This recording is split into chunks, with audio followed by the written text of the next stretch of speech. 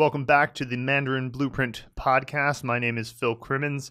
Today's podcast is our 8th, and we actually recorded it in its entirety 2 days ago, but about 5 minutes in, the audio and screen recording simply stopped, and we weren't aware that happened, so we only discovered that last night. So today is the re-record, and hey, that's fine. Sometimes when you re-record, it's even better than the first time. So we will go in with some announcements and get into some questions after that. If you're new to the podcast, we do have a bit of a format to it. In the YouTube video or the podcast player that you're listening to this will have timestamps of the various sections that we talk about. It's mostly a question and answer or comment and answer section related to the Mandarin Blueprint Method course and the Pronunciation Mastery course. We'll start with some announcements and then we'll get to questions. Feel free to navigate the description below to see any of the links that we talk about or navigate to a different part of the show. So, first, a few announcements. Number one announcement, as you know from last week, we've decided to make the Pronunciation Mastery course completely free now. And so we've also put it up on Udemy, which many people who are watching or listening to this podcast may be aware of. Udemy is a platform for all sorts of online courses. Our Pronunciation Mastery course runs on our website as well, but we have now put it up on Udemy also. And so the first announcement is really more of a request. If you are a fan of the Pronunciation Mastery or just a fan of Mandarin Blueprint and you have a Udemy account or you're willing to make one for free and leave us a review, that would be great. It's so helpful to get reviews on Udemy because we have a free course and they don't tend to put free courses on their front page unless there are good reviews with it. And we have gotten one 4 out of 5 star review from a guy who watched one video. So Udemy, if there's anybody from your staff watching this, maybe you should have people required to watch a few more videos than one before they're allowed to make a rating, because it's not exactly an informed decision. But many of you watching have either taken the Pronunciation Mastery already or you're familiar with parts of it, and so you know that it's a high quality product. So please go over to Udemy. We have the link in the show notes to our specific Pronunciation Mastery course there. And if you leave us a rating there, it's extraordinarily helpful to promoting the course. So many of you have gotten great value out of it. So these little things, they really do go a long way. And so that's first, starting off the podcast with a bit of a request. But next, we'll go into some new stuff that we've added to the course. So we're giving you stuff too. And so that's Phase 5. Phase 5 of the Mandarin Blueprint Method course is our newest addition to the materials. So Phase 1 of the course is all about character components and characters. So we start with very simple character components that you don't have to know anything about Chinese to understand. A simple horizontal line, a vertical line, a dot, these types of basic components, and we put them together to create simple characters. Now, we do this from levels 1 through 6. Now, from level 7 through 12, you enter Phase 2. Phase 2 is focused on vocabulary. So the majority of Chinese words are made up of 2 characters. So when you learn 2 characters that make up a high-frequency word, everyday use word, we tell you what's the best way to remember this word. And so we focus on that in Phase 2. In Phase 3, while continuing the things you learned in Phase 1 and 2, we get these words that you've acquired effectively into comprehensible sentences. So full thoughts, essentially. And this is the language. Once you get to a sentence level, these are things that people will actually say day to day. And it gives you a sense of what grammar is like. You start to get a feeling for grammar. And that's what you want with grammar. You don't want to have a theoretical knowledge of grammar. You want to just feel it. You want to know that sounded right, that didn't sound right. And the best way to do that is to get comprehensible input. So when you arrive at Phase 3, which is levels 13 through 20, the focus is on seeing how sentences are structured in an organic way, because you're not worried about the pinyin or what's that character or what's this word. All the characters and words in the sentences are from what you've already learned in Phase 1 and 2. Occasionally we throw in what we call a top-down word, and that's just a word that's so high frequency that even though you haven't seen it yet, you'll still be able to understand it, and we give you the pinyin and definition for that. But it's really great because you get a lot of the sentences don't have any top-down words, and you're just reading sentences in Chinese with, it's not a phonetic language, right? So you're just reading it and understanding it right within the first, 13 levels of the course. It's pretty cool. Then you enter into phase 4 of the course, which we talked about a couple weeks ago on the podcast, some updates we did to that. And phase 4 is where we take those sentences that you've been learning and we put a little asterisk next to the ones that are important. And then we say, okay, these sentences with the asterisks, they actually make up a longer opinion piece or a dialogue or a little short story, usually a paragraph, maybe 2 paragraphs, quite short. And so now you're starting to see sentences in a greater context. And why would you bother with this? Well, and the reason why I talk about this is because I didn't get that I needed to do this in my early days. I stayed in phase 3 for way too long. I was looking at individual sentence flashcards forever, every day, just click, click, click through Anki. And it was useful, but what it did was it didn't give me the context that's necessary for longer form thinking and conversation. So the example I gave in the phase 4 update was you could have a sentence that says, the man stabbed him to death. The man stabbed him to death. Well, what an awful guy he is. He stabbed him and he died. He stabbed him to death. That man is bad, right? But what if that sentence was in the context of a story of the man defending his children from an invader, and it was purely self-defense, and he was horrified afterwards and just, so distraught that he got pushed to such a horrible situation. Well, naturally, you would feel very differently about that sentence. And so that is to say that where a sentence is in the context of a paragraph can affect the grammar of that paragraph. And so phase 5 is where we say, okay, you're still going to have those sentences with the asterisks. Those sentences are still going to make up a paragraph that gets unlocked, but that paragraph is a component paragraph in a longer story. And, a story that really, has a beginning, middle, and end. And they're classic stories, too. So these stories have been edited and translated and modified to your level by our excellent teacher, Annie. And what she's done is she's taken classic stories like Three Little Pigs, Little Red Riding Hood, Sleeping Beauty, as well as stories like Sima Guang, Zha Gang, and Cao Chong Cheng Xiang. These are classic Chinese stories. So that last one is Cao Chong weighs an elephant. And so these classic Chinese stories, they will give you a sense of the type of things that Chinese children grew up with and the fairy tales that they sort of hear as children. And what happens is you see the sentences come up with the asterisks. They will unlock one of the paragraphs. It'll be like, oh, paragraph 3 of Sleeping Beauty is unlocked now. And then after you've unlocked the 4 paragraphs of Sleeping Beauty, we'll say full story unlocked. You can now read this whole Sleeping Beauty story, and it's at your level. We know it's at your level because we know where you are. And the only caveat that we would put with this is that in the same way that a movie with a twist at the end can change the entire meaning of the movie. Just think of The Sixth Sense and how different that movie is when you watch it the second time. We don't necessarily introduce the paragraphs in the order that they appear in the story. Now, this is for 2 reasons. The first reason is because we want you to get that grammar exists on several different layers. And so if you see the 3rd paragraph before you see the 1st and 2nd paragraph, you'll understand just how important it is to see the context in that more story-based level grammar.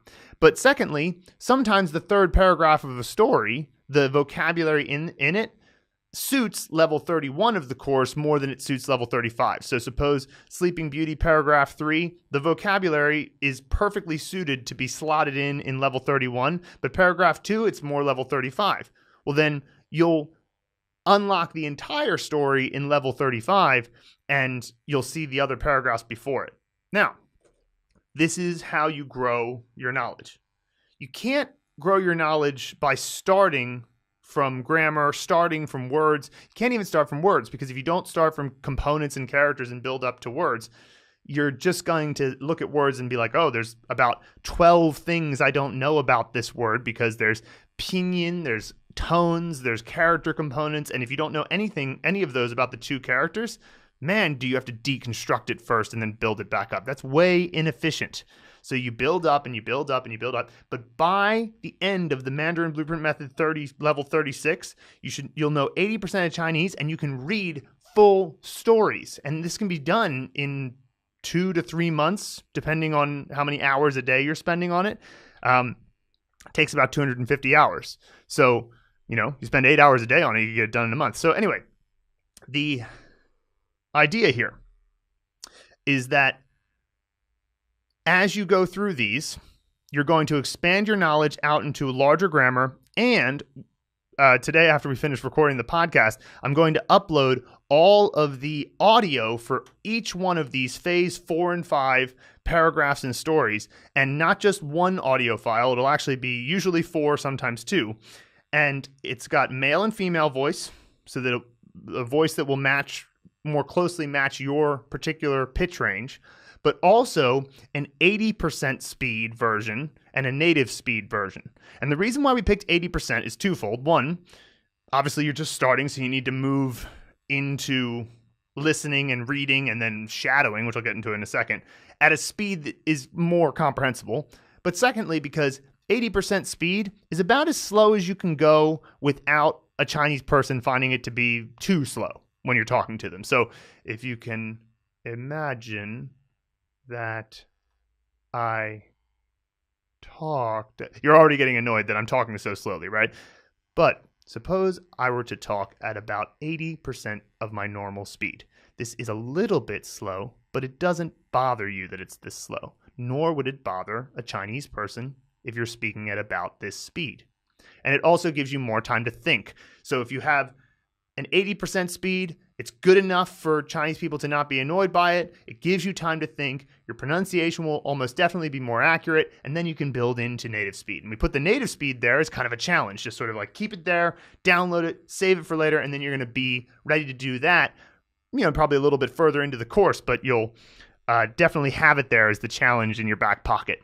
Now, I mentioned shadowing. So this is what you should do with these recordings. And this is actually, it's more than just what you should do. We're challenging you to do it and to send us recordings of you doing it. So here's what you do. I've left a link in the show notes of Luke explaining shadowing in greater detail. But the basics of shadowing is that you listen to a recording and you have the sentence or the text in front of you.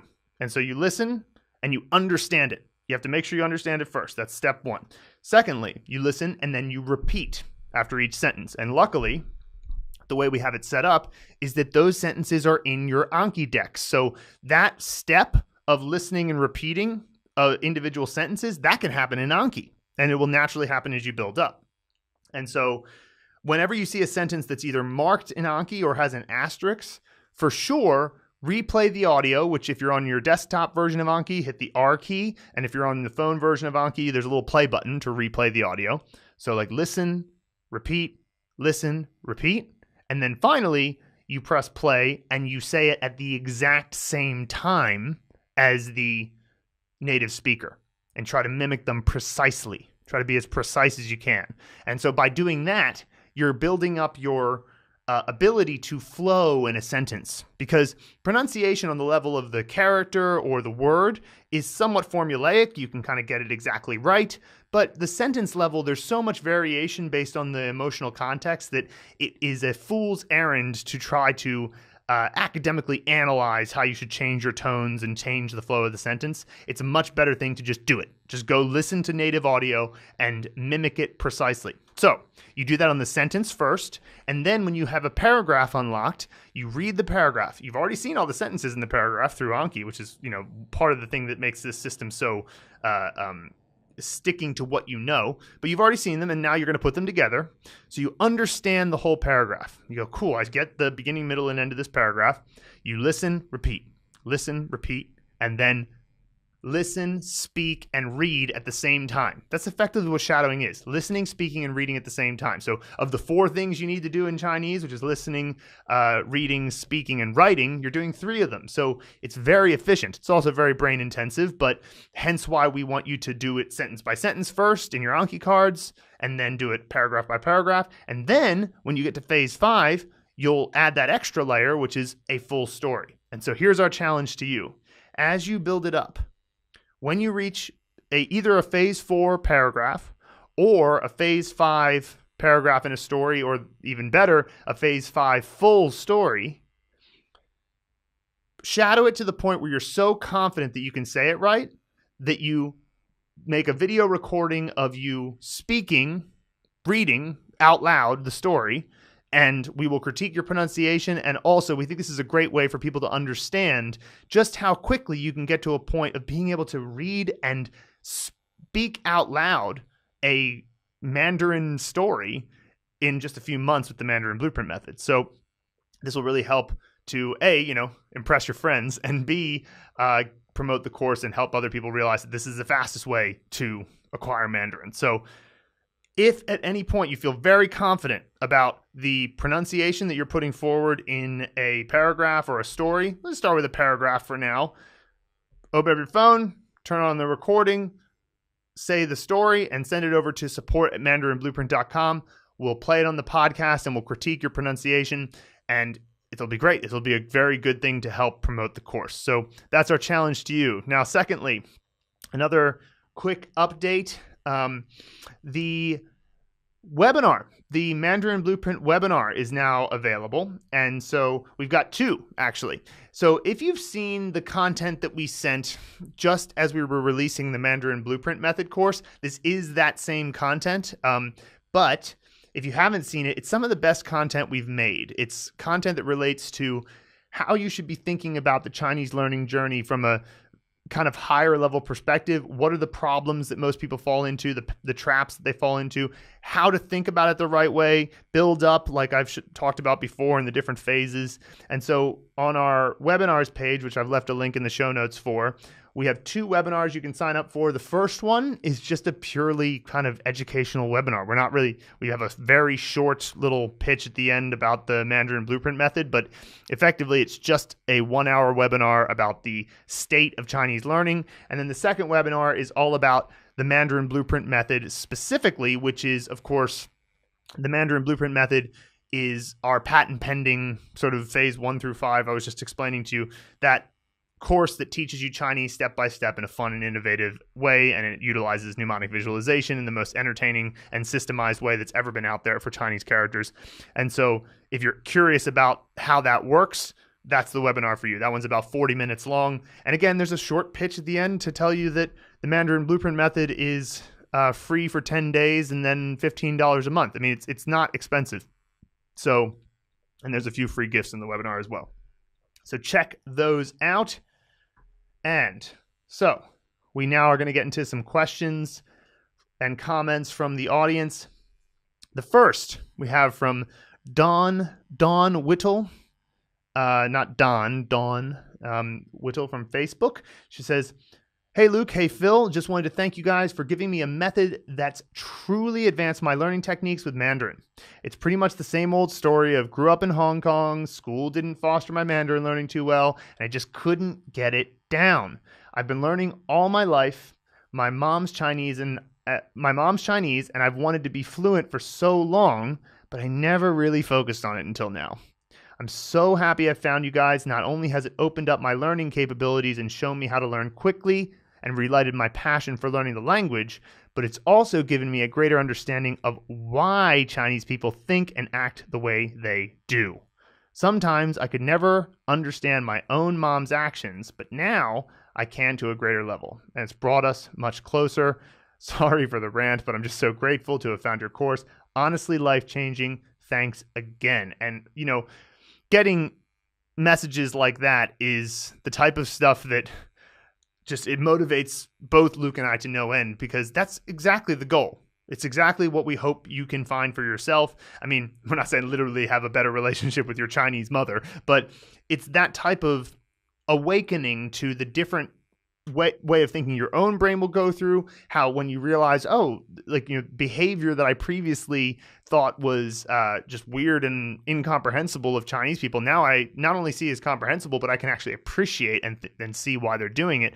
And just by the by, as a little bit of a tangent, when I meet foreigners here who don't speak Chinese, who complain about Chinese people's behavior, I oftentimes find it very frustrating because I'm like, well, you're not investing in trying to understand. So when you criticize, it's kind of like, have you thought about what might be, that there might be something beneath your somewhat shallow criticism that explains the behavior? But that's another point. But Dawn's point about realizing that she can learn quickly, that was a thing that I felt personally when I went through this process. I realized, these mnemonic visualizations, I remember them. I always remember them. And then I do my Anki to make sure that, I don't, because you'll forget anything if you never review it at all. But as long as I use Anki, I never forget them. And it's so efficient. So if you do something to learn a character that is so memorable that all you have to do is see a flashcard with it at a spaced interval over time and you'll remember it forever, then, how much of a game changer is that? And everybody can do it, because when it comes to mnemonic visualization, it's not even, that's a skill that we have that's even deeper than language. It's a skill that animals have. They're able to visualize. It's speculated that they're able to visualize. And unless you have a weird condition, a very rare condition, I shouldn't say weird, a rare condition, something aphasia, I've forgotten the name, but it's like basically mind's eye blindness, then everybody can do this. And even the people with mind's eye blindness, there are other methods you can use that are far better than rote learning. So thank you so much, Dawn. That's a great message to get. And I'm so happy to hear that your relationship with your mom has gotten better. That's awesome. All right. So next, we're going to talk about casting call suggestions. So what's that? Well, casting calls are the part of our course where you choose an actor to represent a pinyin initial. And so that actor is a person, because we're very good at facial recognition. You bring up a celebrity to mind. You say Brad Pitt. Then you can imagine Brad Pitt standing there in your mind's eye. And so we're very good at recognizing faces. We know that's my mom, not my enemy. And so that's a very useful tool from an evolutionary standpoint. And so when we pick an actor to represent a pinyin initial, we have some kind of relationship to the letter. So for example, we say B, Brad Pitt. Sure, simple enough. And we do have categories for it, but we have an article all about this on the Henza movie method. There's an 8-part series we have called What is the Henza movie method? And you can check it out. So first suggestion comes from Chad Ressler on character 53, luàn, which is a U sound. Luàn. And so U sounds are related to fictional characters. So we're going to have a fictional character that has an L name. And Chad is a big fan of Chinese movies. So he has a character from the movie Brotherhood of Blades called Lu Jianxing. I don't know what the tones are because it's just the pinyin, but Lu Jianxing. And so Lu, of course, is his last name. And so, because in Chinese, the last name goes first or the surname goes first. And so that's easy. If you know a Chinese actor and they happen to have the exact same pronunciation as the beginning of the character, then they're perfect. And he loves that movie, so it works very well there. Then you have Jim on character 68, guo, which will have a GU. So once again, guo, gu, u, u. So because it's that u sound, we're going to have a fictional character, Inspector Gadget. So he's got the G with the GU, Inspector Gadget. Great actor choice because he can do so many things. Like he can extend his legs, he can have crazy things come out of his trench coat, and it's so many things that Inspector Gadget might be able to do. So he's a great actor choice. And it also made me think 2 days ago when I was recording this with Luke that the actor, even if it's a human actor and you want them to do something that would otherwise be physically impossible, because of course it's your brain, so anything can happen. You could have their arms stretch like Stretch Armstrong. And the reason why I thought of that is because Inspector Gadget, of course, can extend his arms and legs mechanically. And I thought, well, any of your actors could do this, really. You just imagine their arms are stretching out like Stretch Armstrong. Finally, we have another bit from Chad where he chose an entire category of actors to represent the U sounds. Now, the final in Chinese, the vowel sound U, is the least common of the 6 vowel sounds, A, E, I, O, U, and U. And so as a result, there are only 6 actors that you need to choose. The other 3 categories have a lot more actors, so we recommend that you stick with the male actor, female actor, fictional character categories. But the final category, since there's only 6, we give the recommendation of mythical gods or world leaders. But if you can think of your own category that is clearly distinct from the other 3, then you can go with that. And so he decided on WWF wrestlers. And so I love this because, I wasn't a huge WWF fan as a kid, but a bunch of my friends were, and so I couldn't really escape it. And so I have some degree of knowledge of what he's talking about here. So he says, for this category, I tried to think of something distinct and personal to me. Growing up, I used to watch WWF wrestling all the time. It was during the golden era of WWF. So there were a lot of memorable wrestlers. Here are my picks for U. Randy Macho Man Savage. Anybody who's seen anything about pro wrestling knows who that guy is. And he used to have this sort of like, oh yeah, that he used to do all the time. And so he was like, okay, that oh yeah sort of sounds a little bit like ooh. So he's going to go with that. Ju, he has Jake the Snake Roberts. I saw him on Joe Rogan's podcast recently. For Chu, Kurt Hennig or Mr. Perfect. For Lu, we have the British Bulldog, Davy Boy Smith, born in Lancashire, in England. I suppose maybe Chad's from England. Nu is Hulk Hogan. And then Shu is Ric Flair. Apparently he had a ooh that he did. I'm not as familiar with that one. But that's great. That's good stuff. We had people in the past do communist leaders, Harry Potter characters. And you might say, well, Harry Potter characters are fictional characters. Won't you get them confused with that category? It's like, no, because you just make sure that none of your fictional characters are Harry Potter characters, and then your U category is Harry Potter characters. There's any number of things you can do. So that is the 3 comments we got this week, the 3 suggestions we got from people about how to pick an actor to represent a pinyin initial in the casting call lessons of the Mandarin Blueprint Method course. Next, Jim sent us in a video from this excellent website that I'm a huge fan of called fluentinmandarin.com. The guy who runs this site is named Chris Parker. Excellent Chinese. He's got the right, attitude about learning Chinese, and I am a huge fan of what he does, and I've seen a lot of his articles. And so he came out with this article recently that I found to be very it was a video recently that I thought was worth, doing a little bit of a reaction to because it's very relevant. And I just want to make sure that you guys know that he's got a great website and I have no problem promoting it because what Mandarin Blueprint does oftentimes doesn't really conflict with what other Chinese learning resources are doing. They're often focused on a particular area or, they're not exactly focusing on the same way that we are. And so there's room enough on the internet for all of us. And so I think cross promotion is much better than, feeling like, oh, he's our competitor. So we're going to not. No, I'm a huge supporter of Chris Parker, fluentinmandarin.com. So let's check out his video here.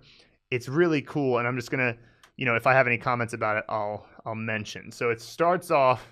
Well, it's a very simple video. We'll splice it in here, but it starts off with just text and voice. So let's check it out. There's something about people who decide to learn Chinese. They want to challenge themselves. They want to try something different, something that not everybody does. They want to travel the world. They want to discover a new culture and feel closer to billions of people on this earth. So that is one of the things that I find to be most compelling about wanting to learn Chinese is that it just has such an incredible bang for your buck in terms of potential relationships. No other language can claim that. Mandarin Chinese is, you could learn Spanish and you can, double the amount of people that if you're suppose you're a native English speaker, you could learn Spanish and you could double the amount of people you could know. There are more Mandarin speakers in the world than all English and Spanish speakers combined. So it's just, what an incredible way to get access to all these other potential opportunities, relationships, we'll continue. Or just that one special person. People tell you Chinese is the hardest language in the world. They tell you you're crazy. Why the hell would you want to learn Chinese? That's what they asked me.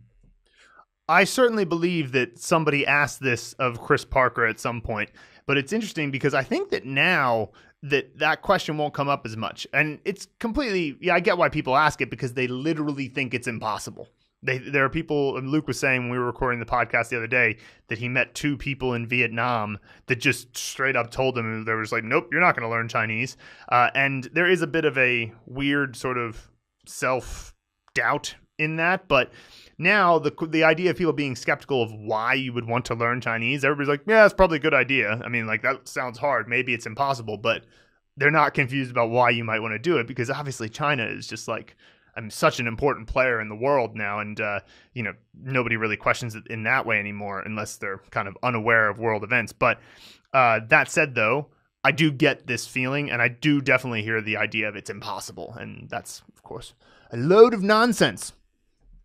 They tell you can't learn to speak Chinese fluently. The pronunciation is so difficult. There are so many characters you'll never remember them. And sometimes you tell yourself these things too. Exactly. So it's only when you tell yourself that these things are true that it starts to actually become a problem. Like, I mean, if somebody tells you that you can't remember all the characters or the pronunciation's so hard and they're not currently trying to continue, then, I mean, just whatever, shrug it off, because they didn't persist. They didn't persevere. And so, it's easy enough to shrug off, but it is something that you can look at and feel a bit, if you start to take in their negativity, it can become something that you actually start to believe. And when you start to believe it, that's when they got you. That's when their negativity actually affected your own life. And so, don't let that happen. It's like, it's so silly, because the other thing too about it is that Chinese gets really easy once you get enough characters under your belt. It gets really easy. It's such a simple language once you get down to the nitty gritty of the grammar. And of course, now that pronunciation mastery is free, what's wrong with the pronunciation? I have no problem with pronunciation. How are you going to remember the characters? The Mandarin Blueprint Method. And I'm sure that a lot of Chris Parker's resources are excellent in that area too. I saw that he has a pronunciation course as well, and I'm sure, it's excellent. Sometimes you get that feeling that you just can't understand anything, or you think you're saying something right, but the other person just can't understand you, or you forget a word or a character for the 10th time. Yeah, so this thing about you forget a word or a character for the 10th time, how about you just think of it like this? That's going to happen, right? And if you know it's going to happen less if you use the right methods, but it's going to happen. I mean, there's so many characters and words, and then you're not going to be exposed to one for a while, or a word for a while, and then you're just going to forget it. And whatever. Of course it's going to happen. You're not taking into account, when you have that thought, how many words and characters you didn't forget, which is way more than the ones that you did forget. So if you just have the attitude of, yes, of course that's going to happen, then you'll, when it arrives, it's not surprising. And then you just shrug it off. Believe me, I've been there. But when you start to spot patterns, the characters start to make a little more sense. And the more you discover about the culture, the more interesting it gets. You pick up words and then phrases, and little by little, you learn to express yourself.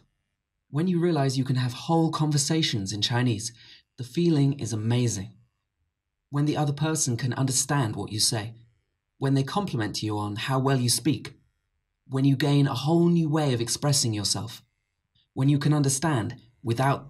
I just want to comment on what he said about people complimenting you on how you speak. First of all, you're going to get that very early because Chinese people are so polite and they don't have an expectation that you should learn Mandarin. They think, oh yeah, our language is hard. Oh, you're trying to learn it? Wow, great job. And so they're very nice about that. It's kind of the opposite of the way a lot of Americans feel towards people who aren't speaking English in certain areas of America. They're kind of, and yeah, I've heard similar things about Parisians perhaps, but that is something that China should be pat itself in the back for, is that they don't expect that, and then when you do, they're very complimentary. But the compliments, I think, start to lose a little bit of their luster when you realize that everybody kind of compliments you. It's like kind of, if you're going to compliment everybody, it sort of lowers the value of the compliment. So really, the real thing that makes you feel amazing, the thing that makes you go, oh yeah, this is the good stuff, is when you are speaking to someone and you're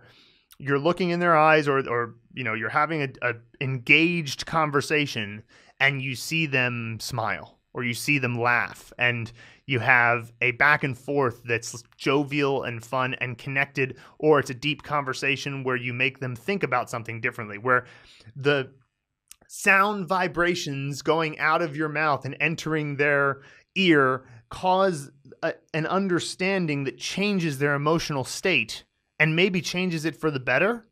Because you're a Westerner, you have a different perspective. Or, not all of you watching are Westerners, but there's a perspective that you have that's outside of China that Chinese people are more than happy to listen to and are curious about. And so when you can express yourself and put that perspective into their mind, and that will change potentially the way that they behave or do something differently in their life. Maybe you inspire them.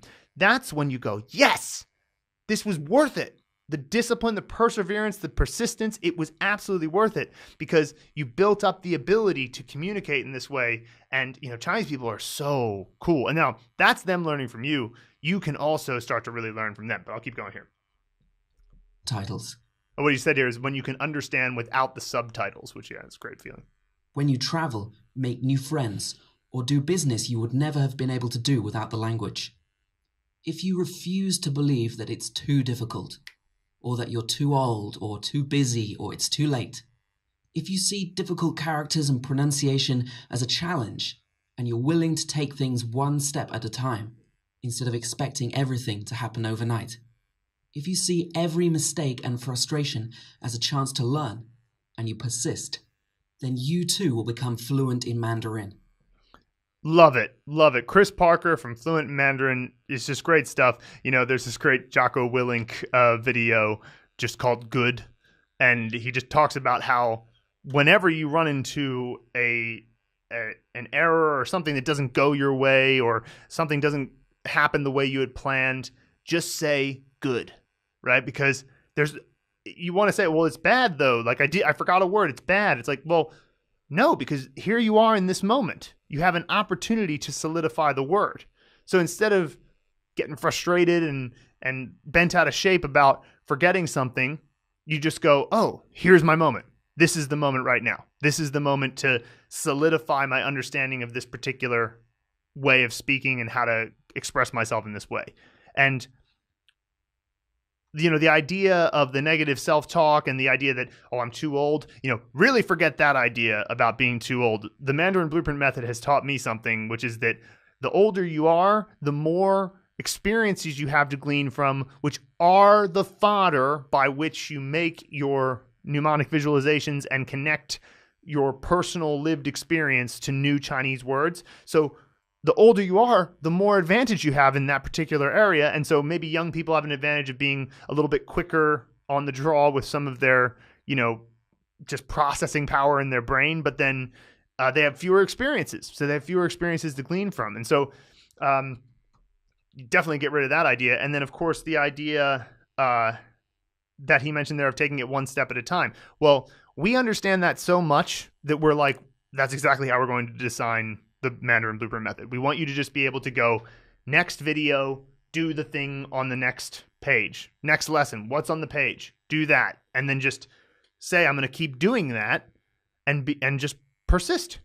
You persist long enough, you will succeed, and then you will reach critical mass. So there is a point where you stop having to consciously make the effort. Of course, it's called fluency. It's like when you get to fluency and literacy, what's going to happen is that you've reached that point of critical mass where you no longer need to put conscious effort. You can unconsciously acquire the language continually. I would say for me, it happened, I don't know, somewhere around 2 years of study, but you could do it faster because I was trying to figure it out all along the way. Because once you reach the point where you can just pick up a book and just go, all right, what's next in the book, and just enjoy the book. Well, I mean, you're acquiring language. You're acquiring the F out of language at that point, So, I love this video. Thank you, Chris Parker, for taking the time to really articulate this so well. Also, I appreciate the simplicity of this video. It's just him speaking with text on the screen, which is like, sometimes we'll like agonize over a video and how well we're doing it. It's like, hey, this kind of gets to the point really quickly. So, again, fluentandmandarin.com. Check it out. All right. Next, we're going to talk about props. So the next several comments come from the course in Pick a Prop lessons. So what we mean by pick a prop is select a 3D object like a book or like a comb or whatever, and have it represent a Chinese character component. Now, the way you do this is you either base it on how the component looks. So if it happens to look like something like a pure vertical line, we'll make that a stick. But not as any stick, make it like Gandalf's staff, right? Looks like it, perfect, easy. Or you base it on what the component means. So some components are pure components. They're only ever used as a component.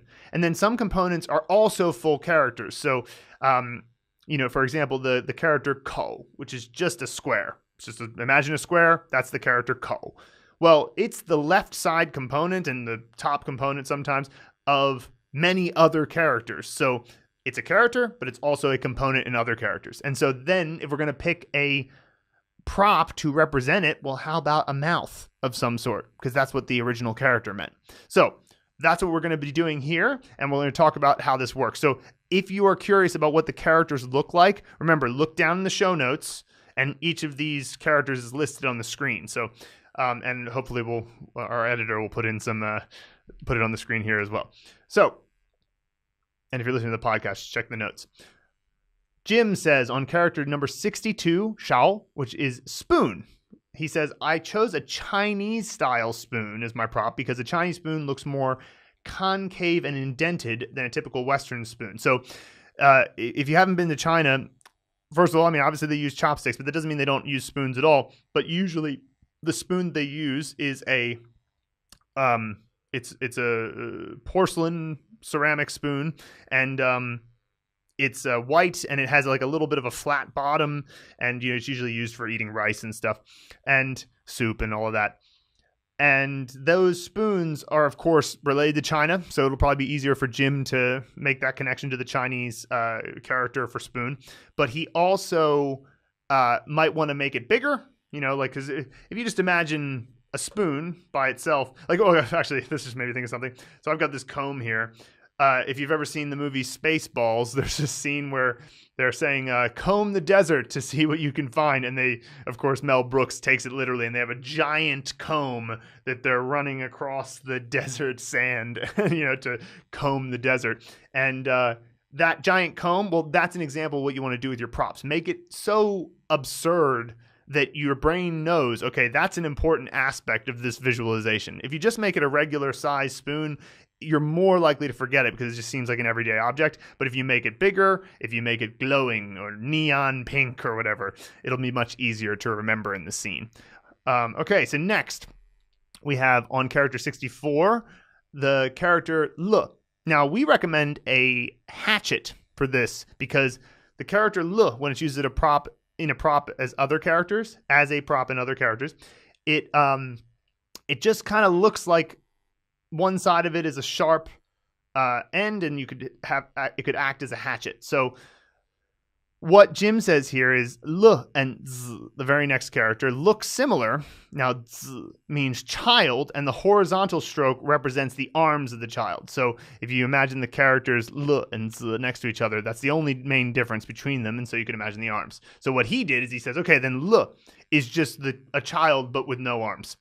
And it's like, that doesn't mean that, by the way, it doesn't have to be graphic. It doesn't have to be like their arms were cut off and they're in horrible pain or something. It's more just like they just don't have any. And then that will be very memorable. It's not very pleasant necessarily, but it's quite memorable. So that's perfectly fine. And next character, so the very next character, we suggested a child, some kind of iconic child, and I think we recommended a child prodigy as a possibility. And so what Jim did, he said, all right, well, child prodigy, Mozart. Mozart's might be the most iconic child prodigy of all time. And I think he's right because, Mozart was writing symphonies at something like 4 years old. He was out of his mind talented. And he also, Mozart, just as a side point, he wrote in ink. He never made mistakes. Bach was the same way. Beethoven made mistakes all the time. He was just like agonizing over his music. And in some ways, I think that's why Beethoven is like kind of a little bit better. Anyway, so next, character number 74, shang, which means above. And picking a prop for when it's in other characters. And he says a lightning rod from the roof of the house because it's always on the top of the house. That's the idea. You want to think about what's the nature of this. It means above. Well, is there anything that's always above? Well, if you can think of that, then that's a perfect representation of it, so long as it makes sense to you and it relates to the meaning of the character. Next, we have Julian on character 55.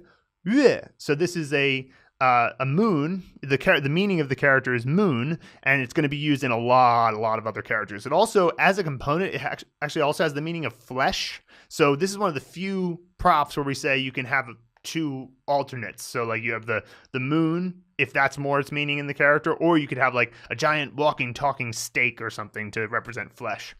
And he says, you were right, Phil. Mooning was a terrible prop. So he originally thought, why don't I just have my actor mooning, like, revealing your posterior? Why don't I just have my actor mooning the, other elements of the scene? But we said, it's not the best way to do it, though, because that is an action.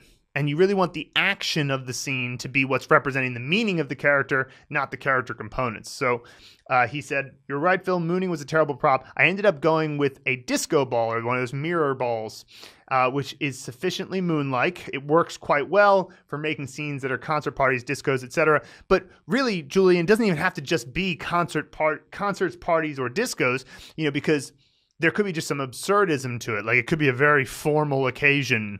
Everybody is like ready. Like you imagine people in a courtroom and they're all very serious and somber. And just while that's happening, there's a disco ball like creating the light in the room, and it's like dark and creating that reflection. It's also very visually iconic. You walk into any room that has a disco ball going and you just, when I think of that, I have feelings come up of like, at any time I've been in that situation, which is usually a context of hanging out with people, relaxing, having a good time. So that's great because the more visual it is, the easier it is to remember. Excellent choice. And yeah, it is enough like a moon, spherical object that reflects light. I mean, hey, the moon is not giving off any of its own light. It's reflecting light just like the disco ball. So, all right. Next, Julian again on character 168, 决, which is the main character in the Chinese word 决定, which means to make a choice. And there's a bunch of other words that's used in, but it's probably the most common one. And the right side component of this is a mix of our component for a horse's head and the character for large, which could be a number of different things, but maybe Clifford the Big Red Dog is a good choice because it's also da, the character. This basically just looks like a person with their hands out like this. That component is also quite related to dogs in ancient Chinese. So, Clifford the Big Red Dog is a good choice. But he was saying, I found it difficult to integrate the horse's head and the Clifford the Big Red Dog into the scene and the next two scenes, because it comes up for three characters. So I combined them into one prop, the Eiffel Tower, because if you look at this character, it kind of looks, in this component of the character, the right side component, it kind of looks like the Eiffel Tower. And so I think that's fine. And so I thought I would give an insight into why we didn't make this its own prop, which is purely a choice. It's not something that is right or wrong. And it's perfectly fine that Julian made this the Eiffel Tower. The reason we didn't make this its own prop is because this right side component, in all characters of frequency in Chinese, where this right side component comes up, it's never combined with more than one more. And we have a rule, which is that we don't want to go over 3 props in a scene because then it starts to get a little bit tenuous. You got to remember your actor, your set, which room in the set to represent the Chinese tone. You got to remember your 3 props, and then you want to make them interact to create the meaning of the story. If you start to have 4 props, 5 props, it gets a little bit hard to remember everything. So we try to keep it under 3. And because this one will never go over 3, we thought, well, we're not going to waste your time teaching you another prop. And there's also another thing, which is that the Eiffel Tower is symmetrical, and this prop is not. And then later, there is a component called Yang, which is the a character that looks just like the Eiffel Tower. It's very symmetrical. It's exactly this character with that little open bit on the end closed off, and so maybe that would be better for the Eiffel Tower. But all things considered, it's perfectly fine what Julian did here. Okay, now next, Jim on character number 89, E, for picking a prop. This is a pictograph of an arrow, so you can kind of see the tip of the arrow. And what he said here is he wanted to change this to Cupid's arrow so that instead of the arrow killing people in his scenes, it makes them fall in love. And I think that's charming. So perfectly fine. Some people like to have their scenes be crazy and violent and raunchy and sexual and all that. And then other people like their scenes to be very PG. And I think it's all okay. The main thing is that you emotionally connect with the scene based on your lived experience. And so, and also even the memory champions and the memory athletes, the people who compete in these like memory feat competitions, they'll even say that violence and sexuality, while they are effective, they're kind of beginner techniques. They're kind of like, oh, well, I don't know what to do, so why don't I just make this scene like really violent because we're evolved to react to that. But, I think that in the end of the day, if you can get to something that's deeper than that, you'll have a better time. Okay, next. Like people falling in love with Cupid's arrow. That's pretty deep stuff. Next, Jim on character 92, Shou, which is hand. That's the character for hand. He's picking a prop for this, and he said Edward Scissorhands. And great, yeah, right? Because like that's exactly his 特点 is what you would say in Chinese. His special point is literally what that means. 特点. And so that's what you would defining characteristic, basically. His defining characteristic is his hands. So the idea of having Edward Scissorhands represent Shou is perfectly good. So whenever there's a scene that has Shou in it, it will be Edward Scissorhands for Jim. And it could be for you too. And then next we have Matt Bowlby on character number 65, which is also the pick a prop for the child. He chose Doogie Howser, MD, and I believe that was Neil Patrick Harris's character. I did not actually ever watch that show, but I believe he was a child, and so it was like a child doctor, and that's obviously silly. Children shouldn't be doctors, probably. And so that's a pretty iconic figure there, representing child. Perfect. All right. Next, we have a full scene, and this is actually a set of scenes coming from Chad that we'll break them up a little bit, but there's a sequence of characters in our course from character number 49 to 53 where they're building off of each other, and so it's a really cool spot to kind of really understand how the method works. But this comes from character number 49, qiān, which means 1,000, right? Or 1,000, because you could have 2,000, 3,000. So 1,000 is the key word here. So his location is outside his grandmother's house. The reason he's outside the front entrance is because it's first tone. And then his actor is Shu Qi, which is a Chinese actress. Again, Chad loves the Chinese movies. I looked up Shu Qi, her Wikipedia page, and she is, so it would be Shu Qi. I've just looked up her characters here, Shu Qi, and she's really cute. So when I found the page, I was like, ooh, good choice, Chad.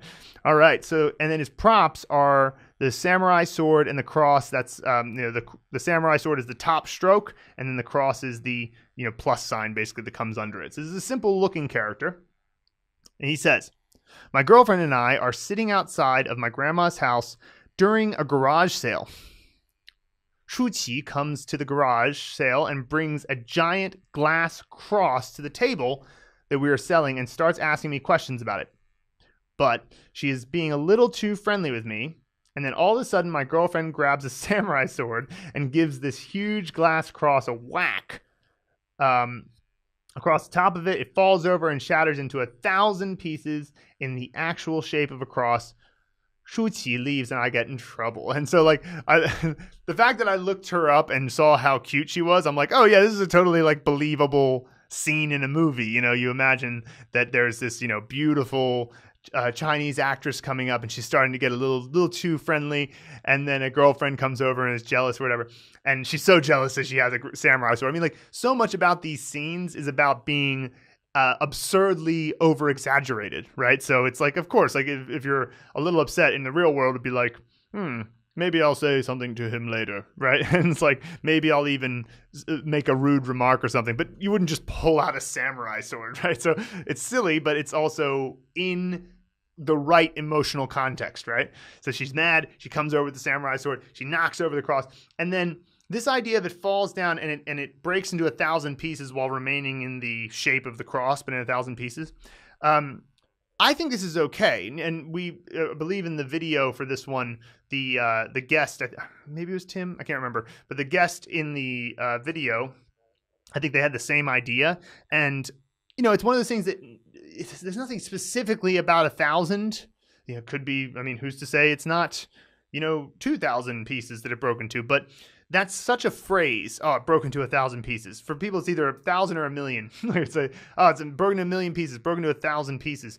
That's such a common phrase, and that's probably enough. And remember, you've got everything else in the scene so clear, right? You've got Shu Qi, and she's making the girlfriend jealous, so she's actively involved in the scene. They've got the samurai sword, and the samurai sword is used to knock over the glass cross. So everything about the scene is super clear. The only thing that might not be clear enough is the idea that it means 1,000, but because everything else is clear, it should be fine. And so I bet that he'll remember that no problem. So great. And, as always, you can always add some special effects to it. You could have maybe an angle on the girlfriend at first when she's at the garage sale and she hasn't noticed anything happening yet. And then suddenly the camera pans over to Shu Qi and Chad and they're, she can see them talking, and then like the camera pans back to the girlfriend and she gets a look of annoyance on her face, and then she suddenly is very intense and pulls out her samurai sword and walks over, and there's like music and maybe even rumbling. She's so angry that the earth is rumbling below her. Like, there's all sorts of things you can do in your mind to make it all the more memorable. Next, also from Chad, 2 characters later, we have hua. This character means talk or speech, like one's speech, your words hurt me, that type of thing. That's sort of the meaning of hua. And it's also used at the end of, a region or a country to indicate the language of that place. So it's very useful to just throw hua at the end of something if you don't know how to say the language. Like, usually there's a better word for the language, but, say, for example, Cantonese. Cantonese is 粤语, 粤语. It would be the proper way to say it, but if you wanted, you could say 广东话, 广东话, because Guangdong is the province where everybody speaks Cantonese, and it borders Hong Kong, so people do that in Hong Kong as well. But if you wanted to say 广东话, that's a Chinese person will know exactly what you mean. So 越南话 would be Vietnamese, because 越南 is the Chinese word for Vietnam, and so 越南话 would of course be Vietnamese. So that gives you an idea what it means. So how did Chad come up with a scene for hua? Well, the location is the backyard of his first apartment. It's backyard because it's 4th tone, and 4th tone either takes place in the backyard or the bathroom. And his actor is Ha Ho Mo, which is Donnie Yen's character in Kung Fu Killer.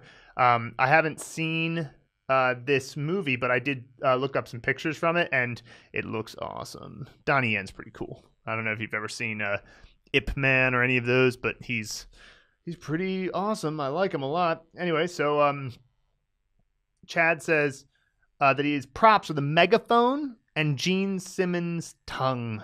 I love that as a prop for tongue. So the left side component is the speech component. Naturally, in a character like hua, that means speech, you can expect to see the speech component, and that's a megaphone. Pretty clear. And then you've got Gene Simmons. It's really, he has here Gene Simmons' tongue, but it's really Gene Simmons as a whole person, because he has potentially the most iconic tongue of any person, but certainly in rock and roll. He's the lead singer of Kiss. So here's his scene. Gene Simmons is performing classic Kiss songs in the backyard of my first apartment, but he is singing them in Mandarin. Along comes Ha Ho Mo, who starts speaking to Gene in Cantonese through a megaphone. Gene Simmons, not recognizing the language, sticks his tongue out at him and keeps singing in Mandarin. So I hold up a sign to Gene that reads, "That's Cantonese talk," and he just sticks his tongue out at me and sings "Rock and Roll All Night." So visually, I love this scene. I think it's really fun. the idea of Gene Simmons giving a concert in the backyard of your first apartment, like, I mean, that would be so cool, you know, and you want to put yourself emotionally in that situation if possible. You want to imagine, how would I really react in this situation? I think it could use a little bit of editing for this simple reason. The props are all clear, the location's clear, your actor's clear, that's fine. But the ultimate thing that makes you think of the definition is the word talk being on the sign that you're putting up towards them. And of course, it goes back to what I was saying before, 普通话 and 广东话would be the way that you would refer to Mandarin and Cantonese. Just throw hua at the end, and that's like, you know, that's Mandarin talk or that's Cantonese talk. But that requires, it kind of sort of assumes a knowledge of Chinese before you learn the character. So I don't think that's enough. I think you need to have something more visual. But here's how you might do it, because speech is not exactly, it's not exactly a clear thing visually. I mean, you can see somebody talking, but why is that the important thing? So what you might want to think about is how you could show contrast, how you could think about what does Gene Simmons normally do? Well, what Gene Simmons normally does is put on rock concerts, right? And so if suddenly in the middle of his concert, he started giving a speech and Ha Ho Mo comes over with a podium and like sets up the podium for him in the middle of the concert so that he can start giving a speech, that would be something so visually profound, clear that it's about speech, because it's not something Gene Simmons would normally do, that it would be a bit more visual. But just to be clear, Chad very well may remember this scene the way that he did it. It's just that you always want to be thinking about 3 months to 6 months from now when you're seeing the Yankee review and you're trying to remember the components of the character and what it meant. It's possible you'll forget because, of course, text in and of itself, we're not as good at remembering it as we are visual elements. So hence the reason why we even use mnemonic visualization in the first place. All right. Next, this is a comment on the Unit 1 Introduction to Mandarin Pronunciation, which is the very first video, I believe, or it's close to the first video in the pronunciation mastery. This is looking to be a great course. I've studied for about 6 months on and off. My pronunciation of syllables and pairs is pretty accurate, people tell me. Where I'm struggling is intonation within sentences, flowing sentences, so hopefully that'll be covered eventually.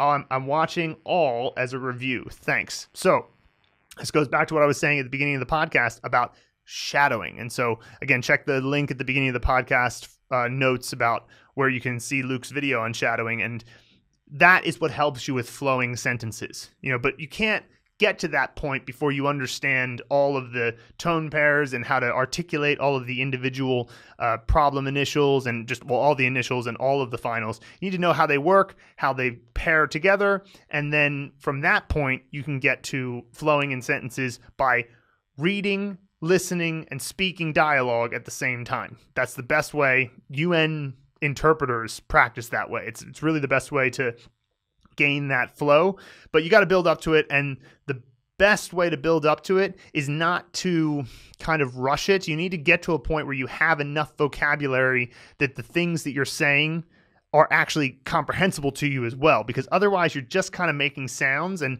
there is a benefit to it in the sense that it's like going to the gym for your mouth muscles. You're working out the muscles around your mouth cavity and all of that. And that's, obviously useful to do, but it is important that you understand what you're saying so that you're more connected to it, and also that you're more likely to do it. You want to feel like I might actually say this someday, so the practicing of it is not a waste of time.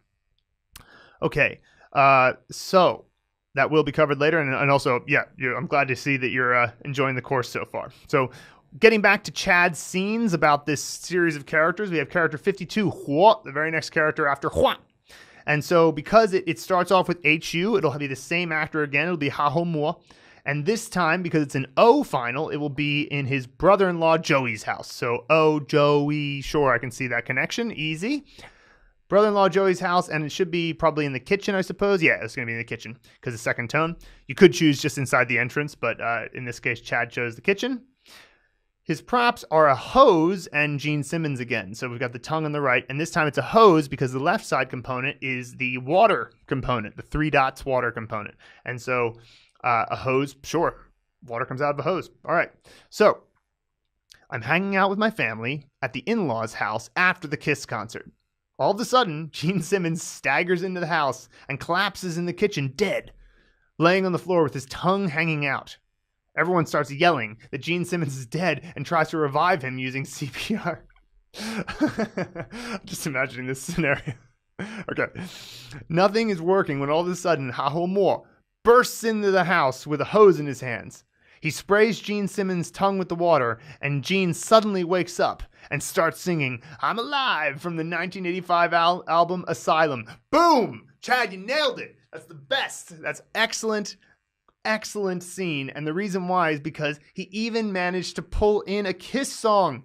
Like, that's perfect. It's just like, sometimes it just works out that way. You know, you have a prop or you have an actor who just perfectly fits the scene. I mean, you know, don't try to force it. If an actor doesn't fit the scene, you know, there's other ways to make it happen. But occasionally it's just this moment of, yes, exactly. First of all, he's dead first. He becomes alive. So that in and of itself would probably be enough. But the fact that he wakes up and then starts singing I'm Alive, you're never going to forget that. I see no way that you'll forget that. It's awesome.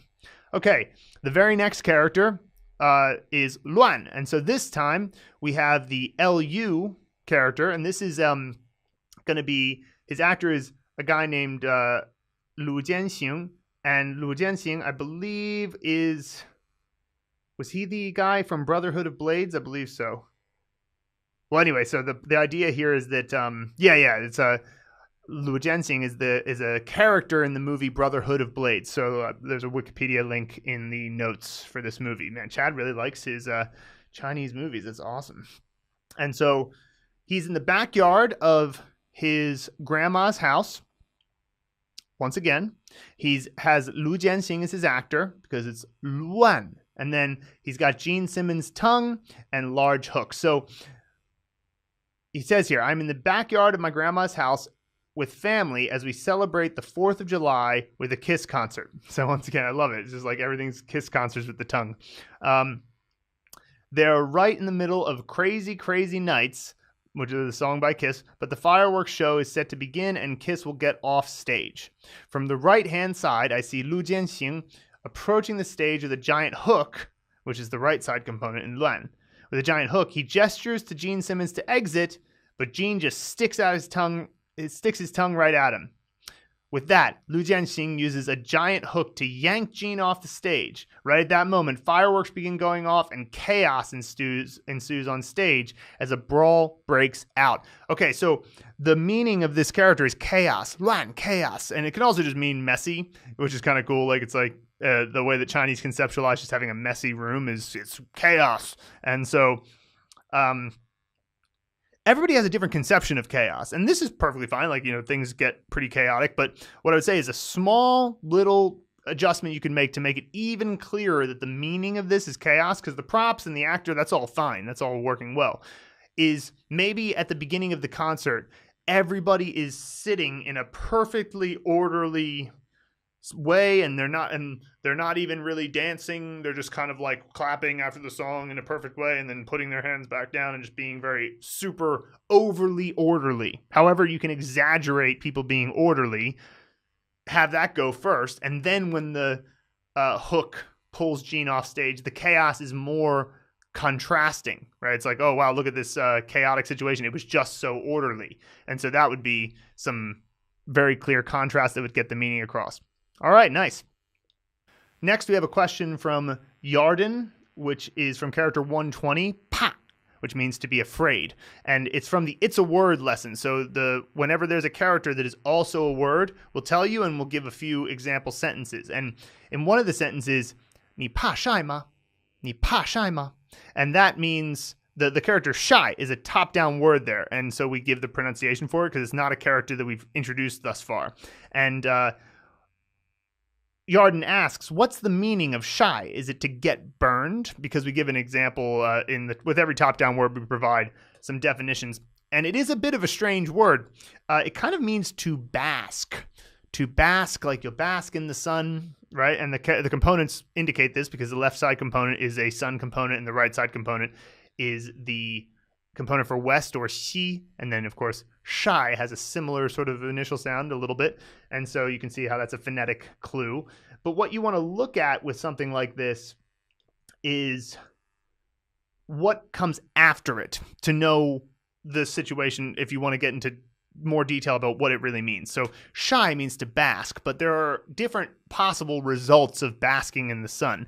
And the reason why this sentence might exist in China is because it's funny, in Chengdu, which is a pretty cloudy city, when you'll see more umbrellas when it's a sunny day than when it's a rainy day. And it's because the sort of belief here, especially amongst women, is that less tanned skin is more attractive. And, these cultural things, they come and go. It's like when I was a kid, tanner skin was really attractive, apparently, to all the girls I knew in my age group. But it comes and goes with different cultural periods. But at the moment, the idea here in China amongst a lot of women is that tan skin is less attractive. So the reason why somebody might be afraid of shy or basking in the sun is because they don't want to get too dark or tan. And that leads me to a few words you could use with shy to kind of get a sense of it. So the first one is shy hei, which means to bask in the sun with the result of becoming darker, or hei. So shy hei means to tan, right? And so that's the construction of the word. There's a verb, shy, to bask, and then there's a result, hei, to become darker, to become dark. Now, there's another one, which is shy shang, and that means to get a bad sunburn. It's like shang means wound or injury, right? So you basked in the sun to the point where you're injured. It's a problem, and it's a serious sunburn. You could also say shy hong, which means that the result of you basking in the sun is that you became red, hong. And so that could be, it's what happens every single time I go out in the sun. So it's not necessarily a severe sunburn, but it is an indication of a bit of a burn. So shy in and of itself isn't necessarily indicative of anything more than basking in the sun, but there are a lot of words that start with shy and then have a result after it, like hei or shang or hong. So hopefully that helps, Yarden. All right, next. This comes from the email from a guy named Craig CAVANAGH. He is a former student of ours when we used to teach the course live a couple of years ago. We start this bit of the history of the Mandarin Blueprint is that we taught the course live to people in Chengdu when we were first developing it, and then we moved it to live online classes, and then we turned it into the video course, which now, it takes up all of our energy and time, and it's what we wanted because it's the only thing that's possibly scalable. And so Craig was there in the very early days. And we had answered an email of his giving him some more information because he's getting back into Mandarin learning. He'd done a little bit of a break from it and coming back to it. He says, hi, thanks for that. You guys are the best. I can definitely see the benefit of Link, which is lingq.com. Excellent site for intermediate to advanced learners. I would say for beginners, it's not necessarily the best. For intermediate and advanced, it's very good. It's been great for some top-down learning and for getting clips to listen to on the go, but I'll probably be more useful when I'm back in the flow of things, hence why I recommend it for intermediate to advanced learners. And the top-down learning basically means learning new words that he didn't learn by learning the components and doing a mnemonic scene. He just learns it through context purely. All right. And he says, I started the pronunciation course and loved the bonus videos with you guys chatting about your experiences with learning early on. I had the exact situation Luke mentioned with the wide eyes and subsequent deluge of Chinese when I said, 很高兴认识你, which basically means happy to meet you. And if you say it with good pronunciation, people will go, oh my gosh, you speak Chinese. And then they'll just start, giving you a deluge of Chinese because they assume that you can speak it because your pronunciation is so good, which is kind of like a good feeling in a way, but it's also kind of like, oh, you don't understand. I don't know enough vocabulary yet. It's actually what made me decide to focus on learning again and that I wasn't a complete lost cause. Major credit goes to both of your help back in Chengdu. I can see that the course has only improved since then, so I'm looking forward to seeing what else you have in store. Exactly. The best part of having good pronunciation is the confidence it builds in you. Like, he was going to quit. He's going to quit. And then he said to somebody, 很高兴认识你. And they went, oh my gosh, this guy's Chinese is sick. And that made him go, I can do it.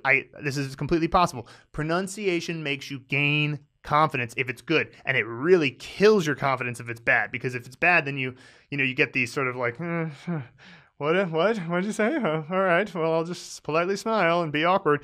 Whereas if you get it right, people are, first of all, they're relieved, and then they'll just happily talk to you. And then, and as you build up your vocabulary, you'll have less of the subsequent, oh, I guess you don't know as much Chinese as it seemed like, but then soon you will. And then you're going to have great pronunciation along with it, and you're just going to be awesome. You're going to be an awesome person who knows Mandarin. All right. Next, we have from Jim. This is a comment on the bonus video. This secret will put you light years ahead in Chinese, which is one of our product launch content videos. So he says, I think part of the reason why children and young people pick up languages easily is that they learn languages for the sake of learning them. Children don't really have specific goals when learning a language. They learn for fun through stories, games, and immersion. Maybe their parents enroll them in a dual language program or after-school activities for Chinese, Spanish, etc. Sometimes not setting goals for learning frees you up to learn the language and enjoy it just for what it is. It's generally not good when adults are called out for acting like babies or children, but I think babies and children are good at learning for learning's sake. And then he puts in a quote here from Alfred Mercier. What we learn with pleasure, we never forget. It's a good quote. Yeah, I think that's true. Adults have to-do lists, schedules, and projects to take care of, and so they're always in the mindset of goals or asking the question, what's in it for me? If a person finds learning Chinese or any other language interesting or fun, then they should continue learning whether or not they have explicitly stated goals. Another example would be reading. People can read without any specific goal in mind.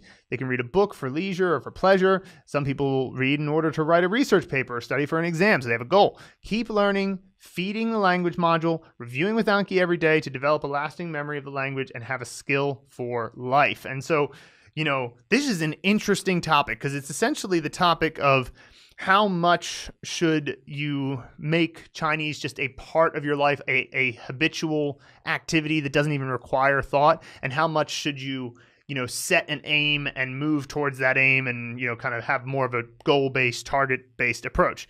And, I've done all of it. I've done all of the various things. I'm certainly in the state that he's talking about now, where I don't really have any set goals with Chinese. I just am surrounded by it all day, and I read novels all the time, and I read Chinese articles all the time because it's just a part of my life now. But I definitely did use goals when I started off. So it's kind of, I think if the happy medium between the two, because sure, the ideal situation is that you just love learning for learning's sake, like a child does. I mean, it's interesting. I don't know that I necessarily agree that children love learning language for the language's sake as much as it is just necessity for them because maybe they have a goal of communicating with their parents. It's like they certainly seem to cry and be upset when they can't successfully communicate with their parents. So there seems to be some level of short-term goal of needing to communicate with their parents. And so acquiring the language becomes this necessity because they don't have anything else. Like if you're learning Mandarin, you can revert back to your native language if it's your second language, but kids don't have anything else, so they have to learn. But, there is definitely a lack of self-consciousness that kids have. They don't have as much, oh, I said something wrong, or I did this thing not the way that I was supposed to, so therefore I'll have this negative self-talk. They don't have that, which is great, but I'm not necessarily convinced that they don't have a goal. And so I think the happy medium is that if you have a goal, the goal needs to be clearly related to like a higher order goal. And what I mean by that is that, why are you learning Chinese? If it's just for Chinese's sake, then that's amazing. But usually you learn Chinese because then it will open up opportunities for you to do something that therefore makes you what? Right? And so, for example, you might say, I want to learn Chinese so that I can connect with more people, so that I can communicate in such a way that helps their lives, that they can help my life, and we can have a mutually beneficial, maturation process that is overall positive and therefore encouraging the ability for me to look at myself and say, you're a good person, right? Suppose you want to be a good father, right? Well, a good father is not an actionable goal, but it is the result of many actionable goals. So if you articulated it down, so like, okay, so be a good father means spend time with your children, means take care of their necessities, means, be attentive and all of that type of thing. Okay, spend time with them. Okay, how do you spend time with them? Well, you go to sports, you do whatever. And then suppose that you found out that like, giving them little tickles, like maybe giving little kids little tickles. Maybe you find out that's horribly traumatic. Like some new scientific study comes out and it's like, oh, tickling a child is horribly traumatic for them. And we didn't know because they were laughing, so we thought it was fine. But it turns out, oh no, it's terrible. Well, that's an example of where your individual action was originally intended to meet a goal, but you realized, oh, it didn't fit. Right? And so you just change the action. You wouldn't want to say, I'm a bad father now, nor if you make a mistake in your Chinese learning, say, oh, well, I'm bad at learning Chinese, or I'm not a good citizen of the world or something like that. That's way too big of a leap. You just want to adjust the actionable behaviors. And if you can see this behavior that I'm doing right now, this Anki card that I'm looking at right now, this paragraph of text that I'm looking at right now, if you can emotionally understand how that is connected to your higher order goal of successfully learning Chinese so that you can, communicate with more people and be a good person, whatever your personal higher order goal is, and you can see how you're going to get there and how what you're doing right now connects to that, then I think that's very powerful. It's very powerful because it's hugely motivational. If you cannot see that connection, it's very demotivating. It's like, why am I looking at this Anki card again? I can't see the reason why, because sometimes when you get narrowly focused, you lose your perspective and you forget why you're doing something in the first place, And so to go back to the father analogy, sometimes despite wanting to be a good father, if you're in a bad mood and you're kind of in that narrow psychological frame of mind, you'll neglect that goal for the goal of not wanting to be annoyed, and the kids can be annoying sometimes, so you'll be dismissive or whatever. And so these are all just things that are a reminder that if you want to have goals be successful, you must connect them to something that's bigger, something that's bigger than just the individual step of the day, but while recognizing that there's no way to get to something bigger other than individual small steps. So it got a little philosophical there, but hey. All right, so next we have Dev Chen on tougher initials explanation video. He says, my Chinese pronunciation sucks. In other words, it's absolutely atrocious. Well, let me just say right up front. My pronunciation of every language apart from English and Chinese is also atrocious. So everybody starts off sucking. It's just the way it is. All right, so he says, I have made it to this point so far, and these lessons are a treasure and a delight. They represent true hope for me, a possible path for rescue from pronunciation hell. I love this guy's way of getting across his point. I think the thought and effort that was put into this incredibly well-organized and comprehensive course is nothing short of phenomenal. Thank you, gentlemen, for what you have created. And so, that's why we made it free, because this is the best way to start learning Chinese. It's the best. It's the best. It's the best. You got to have good pronunciation. Builds your confidence. It makes you feel hope. Makes you feel hope. I mean, that's what you want, right? Let's feel hope for the future and not despair. So I'm so glad to hear that, Dev. Keep it up. Just every day. No 0 days. No 0 days. That's the key. Okay, next we have a question that came from the email, and it was also a comment in the Unit 1 wrap-up. We had a bit of an exchange with this guy named Phil, and so he said, wow, the mouth reverberation tip is excellent, and it was sort of something where I had noticed that when I'm speaking Chinese, that more of the sound originating from my vocal cords is reverberating in the mouth cavity as opposed to the throat cavity. There's 3 possible cavities: mouth cavity, throat cavity, and nasal cavity.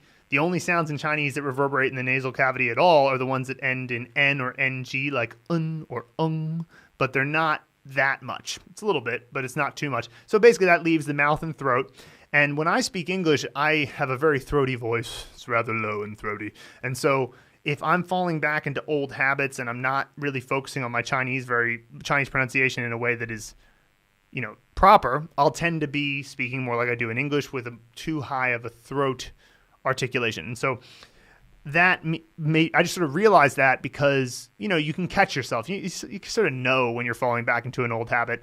And that's when I would hear myself in a recording or something and go, oh, you sound like an American speaking Chinese as opposed to a native. And so I was like, well, what can I do about this? Well, if I pay more attention to the sound reverberating less, I could do this when I'm in English. I could sort of make sure that the sound is not too much down the throat and not staying there. It's a little bit awkward to do it in English, but in Chinese, I've sort of developed that habit. So, 我昨天和我的曾经的老师讨论了汉语蓝图的前景. Right? If I'm speaking Chinese, I was just talking about yesterday, I spoke with my teacher about the future of Mandarin Blueprint. And it's like the sound it's coming, it's less, it's not hanging around in the throat is the way you could put it. It originates in the throat because that's where your vocal cords are. So it's like there's going to be some reverberation in the throat, but it's like it moves out quickly. Whereas in English, when I speak English, it's almost like it stays there a little bit more, and there's more sort of vibration. So when you're speaking Chinese, you might just want to put your fingers around where your vocal cords are and just try to make sure the intensity is not so high. 说中文的时候，应该摸到这里的烈度，振动烈度不应该太高了。If you do that, then you'll tend to speak with a bit more native-like quality. Okay, next we have a grammar question from, and also Phil just threw in here, he said, Phil, talking to me, I know you've said your accent is not as good as Luke's, but your pronunciation sounds awesome. I think, you can have incredible pronunciation and still not be as good as Luke's. Luke's got such good pronunciation that, it's just, well, you guys are all lucky to have him as the teacher in that course. Excellent pronunciation, that guy. Legend. All right, so next question from Sydney Green. It's a grammar question, and it's from character 186, da. And so da, this character is amazing. It does so many things, but one of them is da dianhua, which means to make a phone call. So the da is the verb part of it. It's the dial, make. That's that part of phone call, right? Make a phone call. And so the sentence is 你是几点给我打的? 你是几点给我打的? And so he asks, what's the function of d here at the end? And that sentence means, what time did you give me a call? And so the question 你是几点给我打的 would have an answer something like 我是8点给你打的. And so what's that 是的? 你是几点给我打的? 我是8点给你打的. What's the only difference? The only difference is the 几 change, which is the question part of it, changes to 八. So what's going on here? Well, the 是 comes right before it, which means that what the person is asking for is an explanation of a detail. Now, you could be speculating about the future, but almost always this is about the past. It's like, when did you call me? Where did you call me from? So he could say, 你几点是在哪儿给我打的? That would be a double question, kind of. It would probably, 你八点. This is the way you could do it. 你八点是在哪儿给我打的? Right? So that would be, at 8 o'clock, where were you when you called me? Right? That would change the detail by putting the 是 ahead of 在. Right? So that's how this functions, this 是的thing.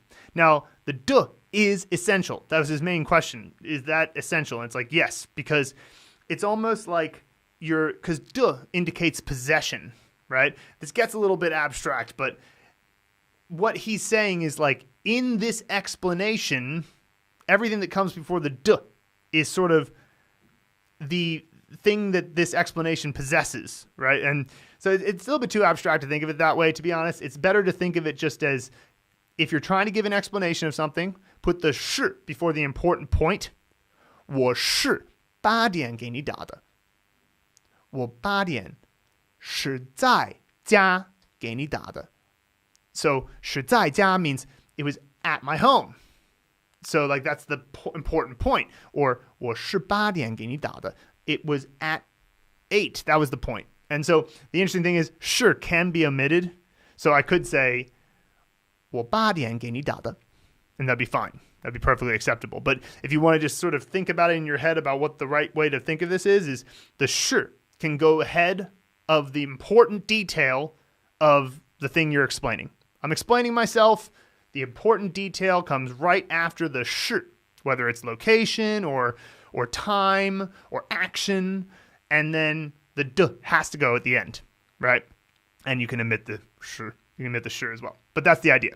And so, as with everything grammar, that explanation is not what you need to know. What you need is to see a lot of sentences that have that sh, d construction that you understand, and then you'll just get it naturally. Okay, cool. So the next is a story that's an excellent story from Matt Bowlby. However, just as a bit of a warning, it's a bit of a dark story with a violent element to it. So if you'd like to skip to the next part of the podcast, you can check the timestamps and skip it. The violent part doesn't come in till the end, so you have plenty of time to decide to skip this one and go to the next one. But this is Matt Bowlby on character 61, qiū, which means sentence, as in a sentence you would write on a paper, but he uses, well, you'll see what he does here. So his actor is Joseph Stalin because it's pronounced qiū, and anything ü will be a world leader. Joseph Stalin was a world leader, unfortunately, so he's his actor. Props, the burrito and the Rolling Stones mouth. So the top prop in this is the burrito because it's the component for wrap, so and bag. So it's like wrap something up, and so inside it is a little mouth, and that's the Rolling Stones mouth from the cover of that album. So, and it's the backyard of his childhood home because according to our system, qiū does not have a final. So if there's no final, it's your childhood home. Fourth tone in the backyard. All right. So Joseph Stalin is in the backyard of my childhood home. He is pacing between the patio and the crabapple tree. Details. Good. Eating a breakfast burrito. Prop. There is a severely malnourished prisoner lined up against the crabapple tree, waiting for his sentence, homonym, death or the gulag. Stalin has forced him to repeat the sentence, I am a traitor, all night long, and the prisoner has nearly collapsed from exhaustion. Stalin walks up to him and stares him down. Just then, the prisoner's mouth turns into the Rolling Stones mouth with the tongue sticking out. Next prop. Repeating the sentence faster and faster, now pleading for mercy as he senses the end is near. Stalin takes his burrito and shoves it into the prisoner's mouth. The burrito explodes like a grenade, blowing the prisoner's head off and delivering Stalin's death sentence. So, the A+ scene. Excellent scene. And what he did there was he used a homonym for sentence in English to remember this, because the idea of a sentence on a piece of paper is pretty abstract, right? And it's text, which is against the idea of mnemonic visualization, right? So he used a homonym, which is to sentence somebody, and that's much more visual. It's also emotional because you can imagine the reaction that somebody might have when they're sentenced to a guilty verdict or horribly unjustly sentenced to the gulag or death in, Stalinist Russia, USSR. And the burrito exploding like a grenade is maybe the one part of this that is sort of like, what? A burrito explodes like a grenade? But that's okay because it even fits Stalin's personality that he would hide a grenade in a burrito. Like, it's like, you think you're getting some breakfast and then next thing you know, you're dead. And so that is an excellent scene. Awesome. And, these it's realistic too because it fits the actor's personality, right? It's like Stalin was a maniac. So it's like, it fits perfectly there. All right, next. Chad Ressler on character 55, which means moon. So this is the components that we'll use to end up with the character for moon. And he says, location, backyard of Ed's house, his father-in-law. Actor is Randy Macho Man Savage, which you'll remember from earlier in the podcast. The props are the samurai sword, the pliers, and the twins. And in his case, he did Arnold Schwarzenegger and Danny DeVito from the movie Twins. Awesome choice for the twins. All right, so here's the story. It's late evening, and I'm in the backyard of my father-in-law Ed's house as there is a steel cage match between Randy Savage and Arnold for the WWF title. Immediately, I love this story. A pair of pliers hangs in the middle of the cage, and the first wrestler to grab them and open the cage before the moon is at its apex wins the world title. Both are extremely tired, when suddenly someone throws the Macho Man a wooden samurai sword. He's holding the sword as he stands right under the pliers, ready to knock Arnold out, when suddenly Danny DeVito jumps into the cage. Arnold and Danny hit the Macho Man with a double drop kick while Arnold grabs the pliers out of the air, and they look up and see that the moon is almost at its apex as they rush to cut the lock off the cage. Just as the moon reaches its apex, Arnold exits the cage, and special guest Neil Armstrong gives Arnold the belt. A+ again on that scene. Everything's involved in it. Danny DeVito coming in is hilarious, and then even having the Neil Armstrong being the one to present the belt at the end. I mean, come on, it's amazing. It's really well done. You could add some slight, special effects and where it's like, okay, they're really tired, show their faces, look how exhausted they are, make sure they're sweaty. But excellent. Really good scene. Really good scene. All right. 2 more comments. Next is from MINDY CHIA on the bonus video Principle versus Reality in Mandarin, which is a part of the Pronunciation Mastery course. She says, I'm an overseas Chinese born in Malaysia. I've taken several Mandarin courses with SOAS London and other Chinese tutors in my youth. It is really refreshing learning from Phil and Luke like this is the first time. Finals and initials have been clearly explained, and it's in all my other classes, that was just a chart in the first book and skipped over. Yeah, they really don't spend enough time on pronunciation. And you don't even have to spend that long on it. Like, we have 6 hours of content, but like they'll spend, an hour and go like, oh, okay, you got it in principle, all right, go. And it's like, it's just not well done. Okay, continuing. Interesting to learn about tone pairs. Bought a couple of online courses, but yours proves the most engaging. Looking forward to mastering speaking Mandarin in 2019. See, I love that stuff, right? It's like I really think that the ultimate goal of pronunciation mastery is to make you go, oh, I got this. Because if you can master the pronunciation, then you learn a new word. You know at least one thing about it is true. You're going to be able to say it right. And then if you use the Mandarin Blueprint Method, you're going to remember the tone, you're going to remember the pronunciation because of the actor and set, right? Because that's what the actor and set represent, is the tone and pronunciation. So you're going to remember that because it's easy. Brad Pitt is standing in the bedroom in my childhood home. Well, that has a pronunciation and tone in it, and it's just instant. You think about that, and it's instant, right? And so the fact that that's true means that you're going to remember the pronunciation of a character, and then you're going to say it right. So already it's a huge leg up. So glad to hear it, Mindy. And then finally from Kate Cannon, this is also from the email. She says, I want to tell you both that I understand your method from my own clumsy attempt to do exactly what you did. Reorder and reshape the IZAK mnemonic method, which you have done brilliantly. Your website is astonishingly functional and beautiful. Your videos are well presented and personable, superbly lit, and the sound quality is excellent. The Anki deck is a delight. I'm surprised to hear her say that, but that's great. And I am finally having the experience I knew was possible, plus everything that was not possible 10 years ago when I started teaching myself Mandarin. What you have created overall is so rich in content and so effective that I anticipate ever-growing success for you and your product. Thank you for everything it took over the years, linguistically, theoretically, technologically, and entrepreneurially, to create the ideal system for learning Mandarin Chinese. And what she's referring to there about us reordering the IZAK method was that when we originally learned Mandarin, we used a book called Remembering the Simplified Hanzi by James IZAK. And this book is like, it's a great book, but it's got a couple of issues.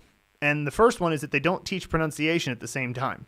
And as a result of them having that premise that you can't learn pronunciation at the same time, which, by the way, that is disproven now. You can. Like, we have had many people with success with the Mandarin Blueprint Method, and the pronunciation mnemonics were also an idea that we got permission to use from a guy named Sergei Gorodish. Now, he didn't turn it into a system like we did, but the original idea came from Sergei Gorodish, who's the author of the Country of the Blind blog.